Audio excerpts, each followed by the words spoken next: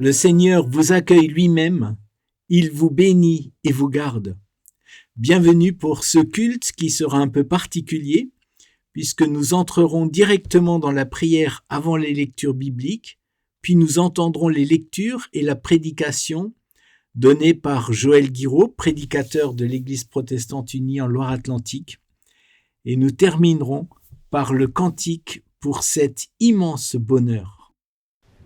C'est le moment des lectures bibliques. Alors accueillons cette parole. Éternel notre Dieu, au moment d'ouvrir la Bible, accorde-nous ton esprit maternel et créateur, que ces mots anciens te révèlent aujourd'hui. À nous qui désirons vivre en disciples en Jésus, le Christ notre frère, que ta parole germe, que ta parole nous rassemble et nous transforme. Amen. Et je vous propose 3 lectures, une dans Matthieu, une dans Job et une dans les psaumes. Et je vais commencer par les 2 petites, celle d'abord de Job. Job 30, les versets 20 à 23. Mon Dieu, je t'appelle, mais tu ne réponds pas. Je me tiens devant toi, mais ton regard est froid. Te voilà devenu cruel à mon égard. Tu mets toute ta force à t'acharner sur moi. Tu m'emportes au grand galop avec le vent et la tempête me secoue dans tous les vents, dans tous les sens. Je le sais bien, tu me ramènes chez la mort, ce lieu de rendez-vous fixé à tout vivant. Le second dans les psaumes, ce sera le psaume 16, les versets 9 à 11. C'est pourquoi j'ai le cœur plein de joie, j'ai l'âme en fête, je suis en parfaite sécurité, car tu ne m'abandonnes pas à la mort, tu ne permets pas que moi, ton fidèle, je m'approche de la tombe. Tu me fais savoir quel chemin mène à la vie. On trouve une joie pleine en ta présence, un plaisir éternel près de toi. Et le dernier texte, donc sur lequel sera la prédication, c'est Matthieu, chapitre 25, 14 à 30, et c'est la fameuse parabole des talents, un peu connue. Et la traduction, c'est une traduction de Frédéric Boyer, le texte qui sera, je pense, affiché. C'est comme un homme qui part en voyage. Il appelle ses serviteurs et leur confie tout ce qu'il possède. Oui, à l'un, il donne 5 talents, à un autre 2 talents et au dernier 1. À chacun selon sa force. Et il quitte le pays sur le champ. Celui qui avait reçu 5 talents se charge de les faire travailler et en obtient 5 de plus. De la même façon, celui qui en a reçu 2 pour en obtenir 2 de plus. Mais celui qui n'en a reçu qu'un s'en va creuser un trou pour cacher l'argent de son Seigneur. Une longue absence plus tard, le Seigneur de ses serviteurs revient et règle les comptes avec eux. Et s'approche celui qui avait reçu 5 talents et qui en apporte 5 autres en disant « Seigneur, tu m'as confié 5 talents et vois, 5 autres que j'ai gagnés. » Son Seigneur lui dit « Bien joué, tu es un bon et fidèle serviteur, fidèle pour si peu, pour beaucoup je te confierai. Entre dans la joie de ton Seigneur. » S'approche aussitôt celui avec les 2 talents et il dit « Seigneur, tu m'as confié 2 talents et vois 2 autres que j'ai gagnés. » Son Seigneur lui dit « Bien joué, tu es un bon et fidèle serviteur, fidèle pour si peu. Pour beaucoup, je te désignerai. Entre dans la joie de ton Seigneur. » S'approche aussi celui qui avait reçu 1 talent et il dit « Seigneur, je sais que tu es un homme dur, tu moissonnes où tu n'as pas semé et tu récoltes où tu n'as rien vanné. J'ai eu peur. Et je suis parti cacher ton talent dans la terre. Vois, tu as ce qui est à toi. Et son Seigneur de répondre en lui disant, mauvais serviteur et paresseux, tu savais que je moissonne là où je n'ai pas semé, que je récolte là où je n'ai rien vanné. Il fallait que tu places mon argent chez un usurier et à mon retour, j'aurai récupéré mon bien avec intérêt. Prenez-lui donc son talent et donnez-le à celui qui a 10 talents. Oui, à celui qui a tout, il sera donné avec excès, mais à celui qui n'a rien, même ce qu'il a, lui sera repris. Oui, le serviteur sans valeur, jetez-le dehors, dans le noir extérieur, où seront les pleurs et les grincements de dents.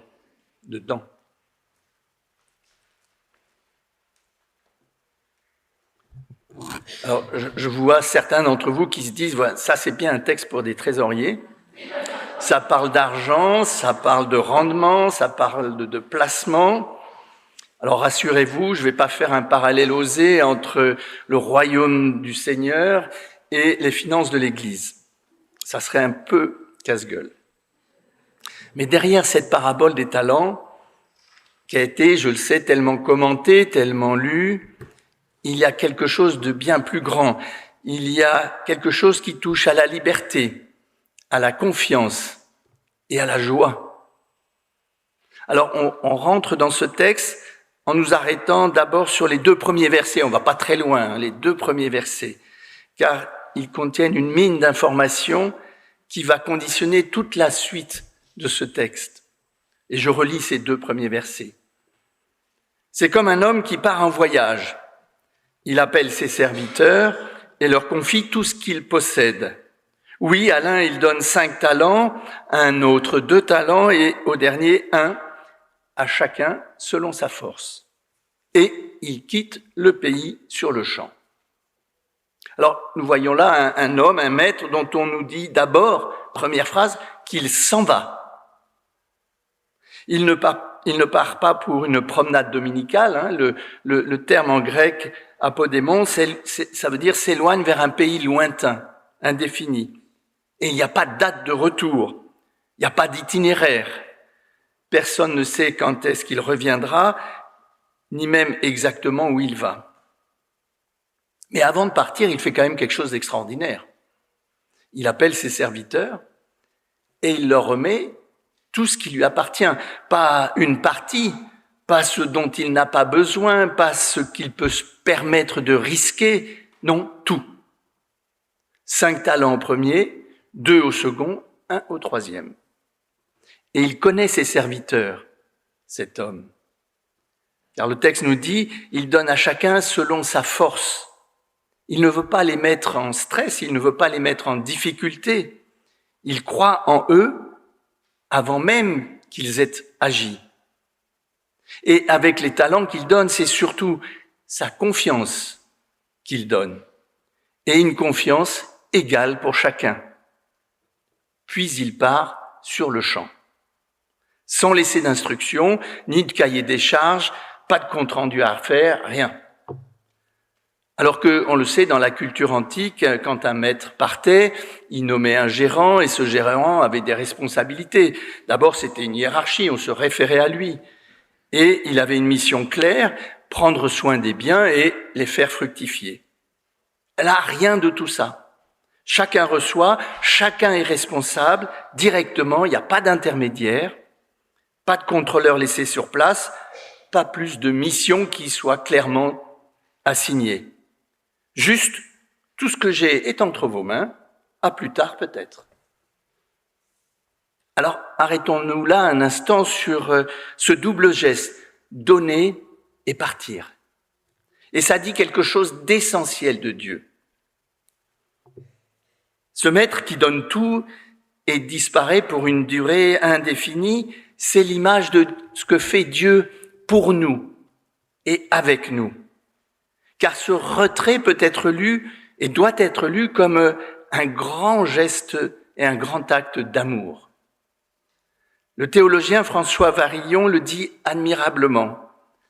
L'acte créateur est l'acte par lequel Dieu se retire pour laisser surgir des libertés qui ne sont pas lui. L'homme tâtonne dans cette absence. C'est avec une incroyable lenteur qu'il humanise son monde. Et c'est très douloureux. Mais Dieu est le premier à en souffrir. Toutefois, parce qu'il est amour, il se garde bien d'intervenir. C'est notre affaire. La tradition juive, de son côté, parle de tzimtzum, ce mot désignant la contraction, la diminution volontaire du Créateur afin d'ouvrir un espace pour l'homme. Ce n'est pas un Dieu absent. C'est un Dieu qui a choisi de ne pas tout occuper, précisément parce qu'il est amour. Et l'amour n'écrase pas. L'amour ne remplit pas tout l'espace. L'amour ouvre au contraire un espace pour que l'autre existe vraiment. Parce que si le maître restait là, à superviser, à corriger, à modifier, à chaque instant, que se passerait-il? Alors les serviteurs, ils attendraient les ordres, ils demanderaient la permission, leur initiative serait nulle, leur liberté serait inexistante. En partant, il les rend libres de choisir que faire des talents reçus et de la création confiée. Ils sont réellement acteurs. Et il y a une image que je trouve très belle et qu'on attribue en général au poète Hölderlin qui dit bien cette rétractation de Dieu. Dieu a créé le monde comme la mer a créé le rivage en se retirant. La mer ne fabrique pas le rivage en avançant, elle le crée en reculant. Elle ouvre ainsi un espace, elle laisse apparaître quelque chose qui n'existait pas avant, un espace qui donne vie à autre chose. Et dans la parabole de ce matin, le maître fait de même.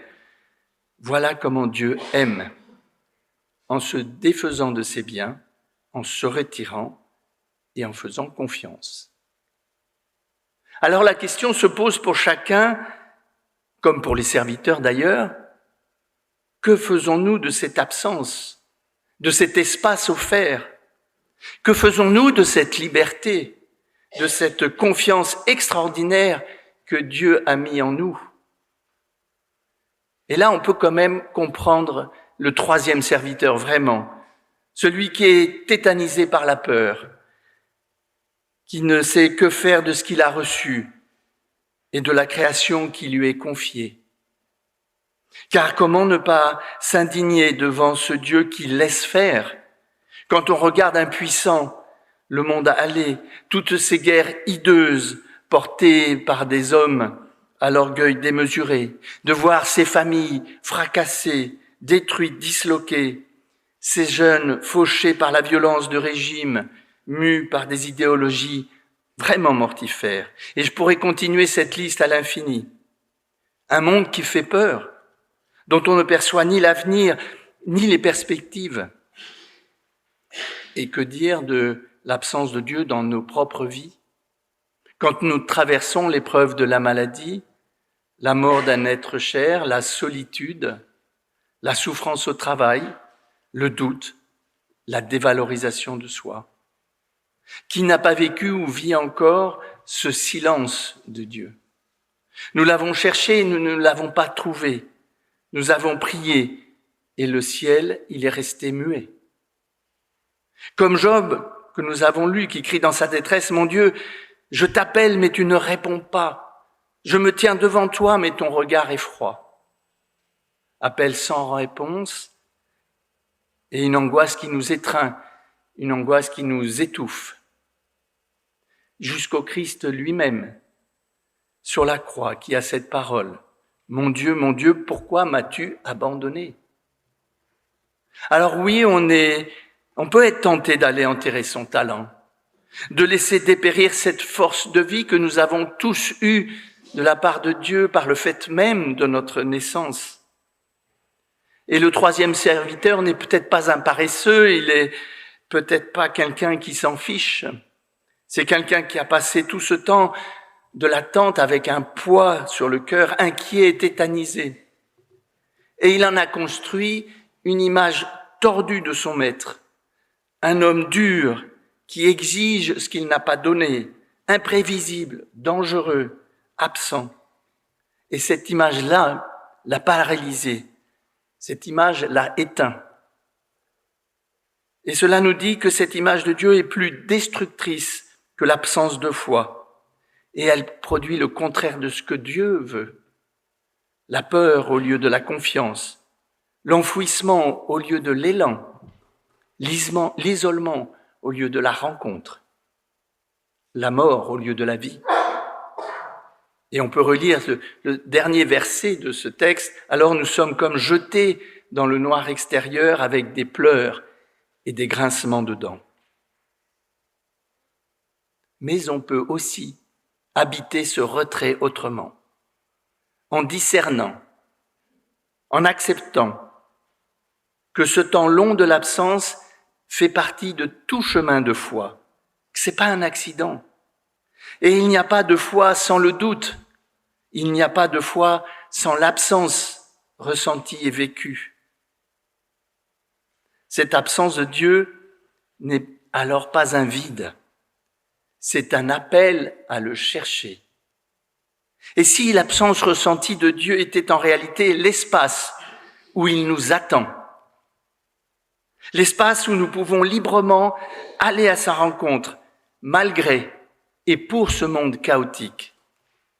Choisir l'engagement et la vie, à tâtons, mais choisir la vie. N'est-ce pas ce que font les deux premiers serviteurs? Et le texte ne dit pas comment ils s'y sont pris. Il ne dit pas s'ils ont réussi du premier coup ou trébuché. Il dit simplement, ils sont allés. Ils ont agi avec fidélité. Portés non par des certitudes, mais par l'espérance.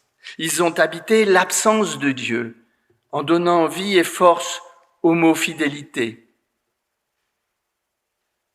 Ils ont habité une fidèle espérance qui ne s'appuie pas sur les évidences d'un monde détérioré, mais sur ce qui ne se voit pas encore. Et puis, vient le jour du retour du Maître. Un retour qui ne s'annonce pas. Le Seigneur, au verset 19, le Seigneur de ses serviteurs revient et règle les comptes avec eux. Alors d'abord, c'est un retour inopiné, longtemps après, mais sans prévenir. Le texte ne dit pas que ses serviteurs savaient. On peut penser que ce retour surprend, il vient interrompre une routine, et c'est pratiquement une irruption dans la vie de ses serviteurs. C'est aussi un retour récapitulatif. Le Maître revient pour rassembler ce qui s'est passé pendant son absence. En grec, le mot contient l'idée de prendre ensemble, de réunir tous ces temps dispersés, toutes ces initiatives, tous ces risques pris, tout cela est rassemblé, mis en lumière et rendu cohérent devant Dieu. Et c'est aussi et surtout un retour relationnel. Ce maître n'est pas un contrôleur de gestion, il a donné tout ce qu'il possédait et il n'a pas laissé d'instructions. Un vrai contrôleur ne fait pas ça. Ici, chaque serviteur vient de lui-même devant lui et raconte. Et le maître écoute. Il y a un échange. Ce que le maître demande en réalité, c'est « Qu'as-tu fait de ce que je t'ai confié? Comment as-tu habité l'espace que j'ai ouvert pour toi? Qu'as-tu fait de ta liberté ?» Et dans cet échange, il ne compare pas. 5 talents ou 2, c'est le même accueil, c'est la même parole. Il demande à chacun d'être pleinement ce qu'il est, avec ce qu'il a reçu.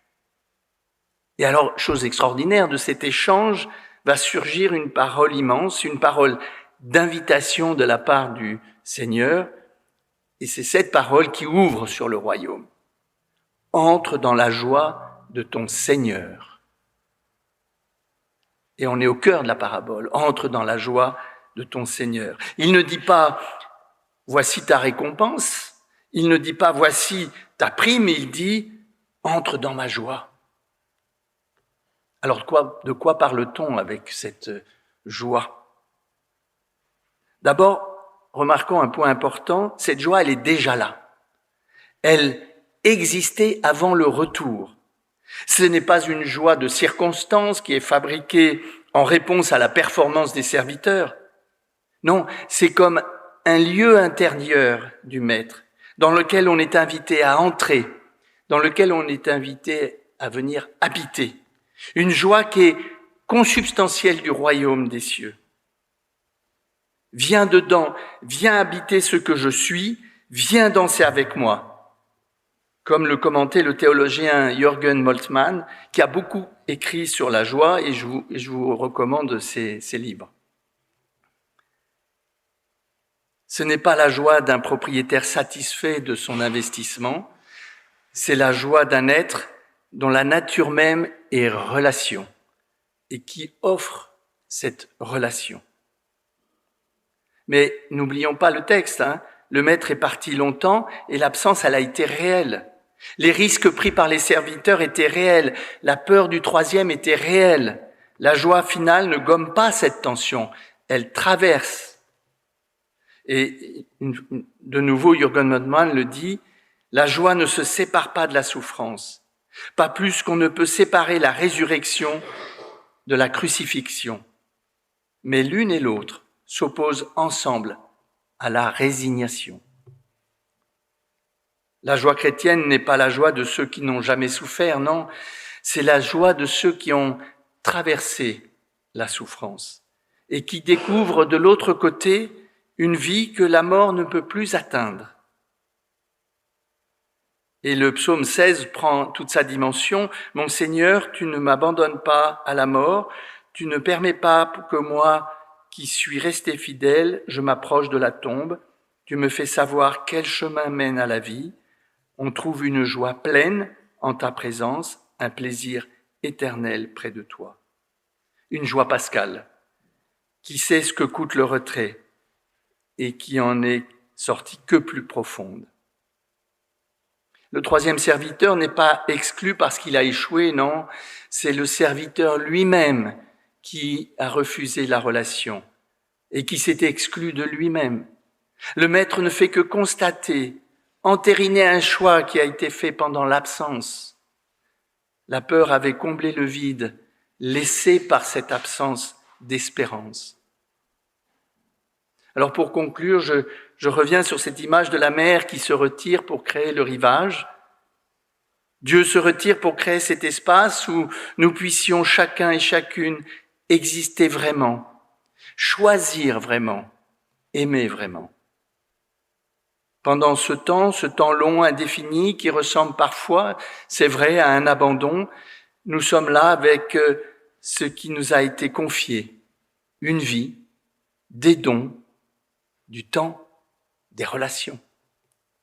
Et la question n'est pas « quand revient-il ?» Non, la question est « qu'est-ce que je fais pendant ce temps ?» Est-ce que je vis dans la peur d'un maître dur et exigeant qui m'immobilise et me pousse à enfouir ce que j'ai reçu? Ou est-ce que je vis dans la confiance d'un maître qui m'a tout donné, qui croit en moi assez pour partir et qui un jour ouvrira une porte et dira « Viens et entre dans ma joie ». Amen.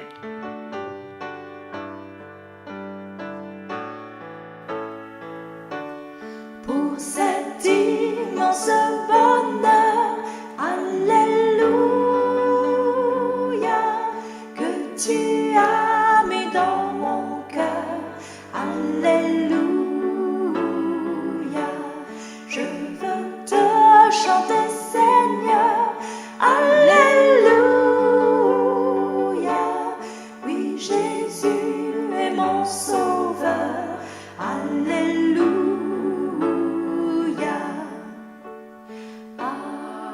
Amen, amen,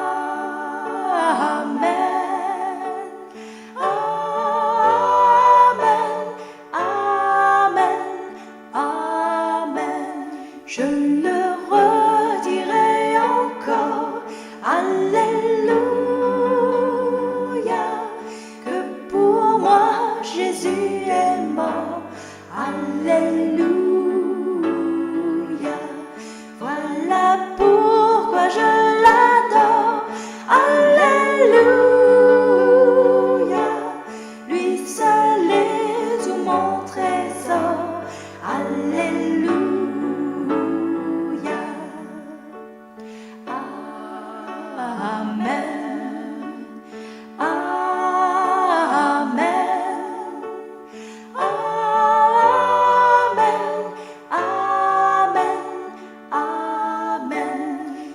chaque